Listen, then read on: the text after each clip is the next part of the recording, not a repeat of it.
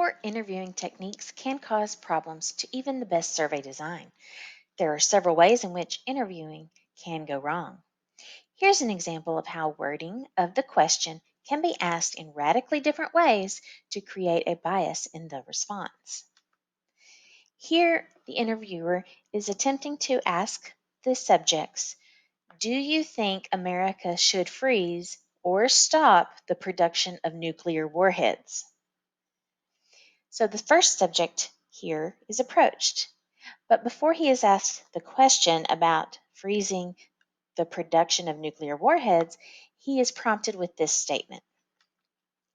The Soviet Union has a slight edge on the United States in the amount of nuclear warheads. And then he asks, do you think America should freeze the production of nuclear warheads? The man responds, I don't trust the Russians. Therefore, I think America should not stop producing the nuclear warheads. The next subject approached is prompted with this statement. The Soviet Union and United States have about 50,000 nuclear warheads between them, and then followed by the main question. Do you think Americans should freeze or stop production of nuclear warheads?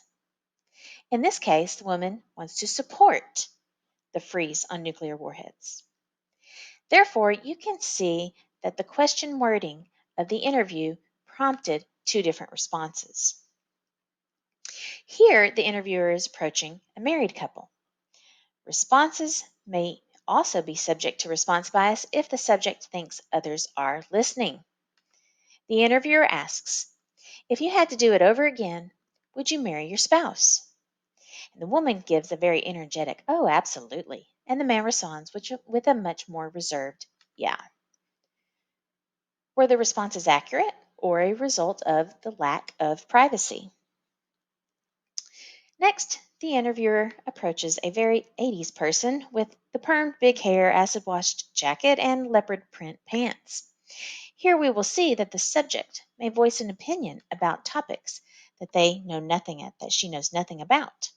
The interviewer asks, do you support or oppose the aid that America is giving to the rebels in Eastern Alpha Centauri? And the woman promptly replies, oppose. But if you've never heard of the Eastern Alpha Centauri rebels, don't worry, they don't actually exist. Ignorance about the topic can also create response bias. Finally, the appearance of the interviewer can affect the response. Here you see the interviewer asking, do you think you can trust men with a mustache? And the women respond, yes. So the moral here is clear. How a question is asked can be even more important than what it asks about. Professional poll takers must be trained to avoid errors such as these.